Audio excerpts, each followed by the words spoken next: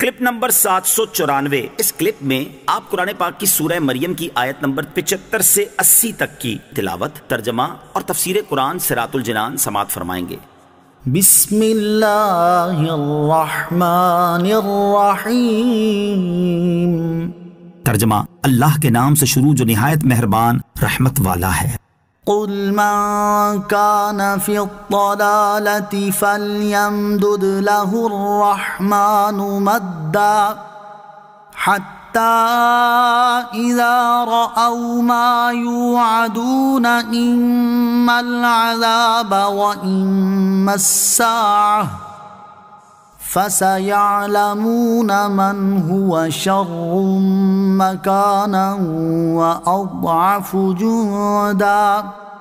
ترجمہ، تم فرماؤ جو گمراہی میں ہو تو اسے رحمان خوب ڈھیل دے دے، یہاں تک کہ جب وہ اس چیز کو دیکھیں جس کا ان سے وعدہ کیا جاتا ہے، یا تو عذاب اور یا قیامت، تو وہ جان لیں گے کہ کس کا درجہ برا اور کس کی فوج کمزور ہے۔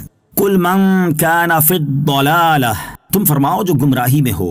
اس آیت میں کافروں کے نظریے کا ایک اور جواب دیا گیا۔ چنانچہ ارشاد فرمایا کہ اے حبیب صلی اللہ تعالی علیہ وسلم، آپ مال و منال پر فخر کرنے والے ان کافروں سے ارشاد فرما دیں کہ جو گمراہی میں ہوں تو اسے رحمان عز و جل دنیا میں لمبی عمر اور زیادہ مال دے کر خوب ڈھیل دیتا ہے، یہاں تک کہ جب وہ گمراہ لوگ اس چیز کو دیکھیں گے جس کا ان سے وعدہ کیا جاتا ہے، یا تو دنیا میں قتل و قید کا عذاب اور یا قیامت کے دن جس میں وہ جہنم میں داخل ہوں گے، تو اس وقت وہ جان لیں گے کہ مسلمانوں اور کافروں میں سے کس کا درجہ برا اور کس کی فوج کمزور ہے۔ وَيَزِيدُ اللَّهُ الَّذِينَ اهْتَدَوْا هُدًى وَالْبَاقِيَاتُ الصَّالِحَاتُ خَيْرٌ عِندَ رَبِّكَ ثَوَابًا وَخَيْرٌ مَرَدًّا۔ ترجمہ، اور ہدایت پانے والوں کی ہدایت کو اللہ اور زیادہ بڑھا دیتا ہے، اور باقی رہنے والی نیک باتیں تیرے رب کے ہاں ثواب کے اعتبار سے بہتر اور انجام کے اعتبار سے زیادہ اچھی ہیں۔ وَيَزِيدُ اللَّهُ الَّذِينَ اهْتَدَوْا هُدًى، اور ہدایت پانے والوں کی ہدایت کو اللہ اور زیادہ بڑھا دیتا ہے۔ گمراہ لوگوں کا حال بیان کرنے کے بعد اب یہاں سے ہدایت پانے والوں کا حال بیان کیا جا رہا ہے۔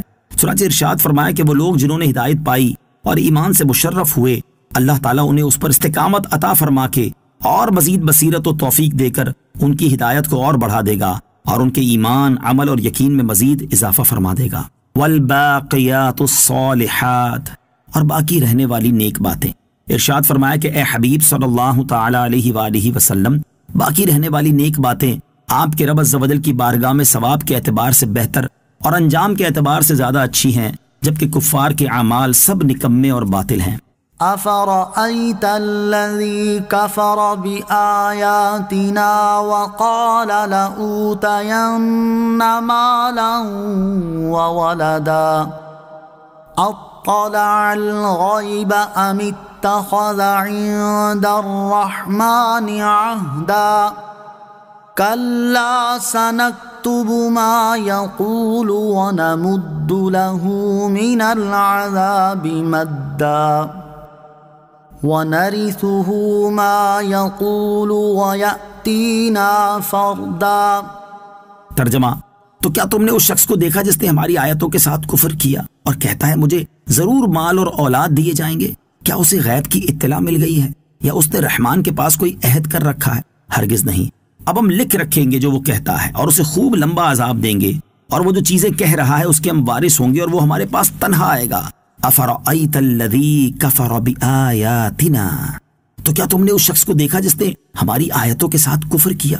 صحیح بخاری اور صحیح مسلم کی حدیث میں ہے، حضرت خباب بن ارت رضی اللہ تعالیٰ عنہ کا زمانہ جاہلیت میں عاص بن وائل سہمی پر قرض تھا۔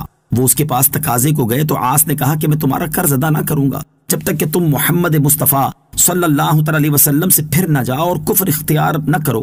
حضرت خباب رضی اللہ تعالیٰ عنہ نے فرمایا ایسا ہرگز نہیں ہو سکتا یہاں تک کہ تم مرے اور مرنے کے بعد زندہ ہو کر اٹھے۔ وہ کہنے لگا کیا میں مرنے کے بعد پھر اٹھوں گا؟ حضرت خباب رضی اللہ تعالیٰ عنہ نے کہا ہاں۔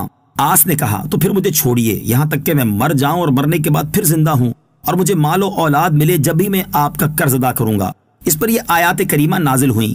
چنانچہ اس آیت اور اس کے بعد والی 3 آیات کا خلاصہ یہ ہے کہ اے حبیب صلی اللہ تعالی علیہ وآلہ وسلم، کیا آپ نے اس شخص کو دیکھا جس نے ہماری آیتوں کے ساتھ کفر کیا اور وہ مذاق اڑاتے ہوئے کہتا ہے کہ اگر میں دوبارہ زندہ ہوا تو آخرت میں مجھے ضرور مال اور اولاد دیے جائیں گے؟ کیا اسے غیب کی اطلاع مل گئی ہے اور اس نے لوح محفوظ میں دیکھ لیا ہے کہ آخرت میں سے مال اور اولاد ملے گی، یا اللہ تعالیٰ نے اس سے کوئی وعدہ کیا ہوا ہے جس سے اسے معلوم ہو گیا ہے کہ وہ قیامت میں بھی خوشحال ہوگا؟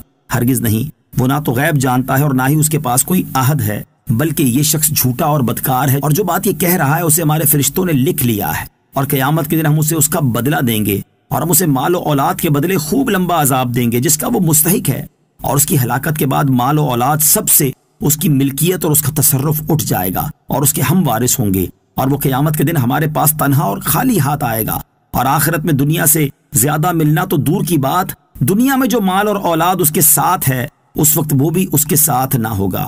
سورہ مریم کی آیت نمبر 77 تا 80 سے حاصل ہونے والی معلومات۔ ان آیات سے دو باتیں معلوم ہوئیں۔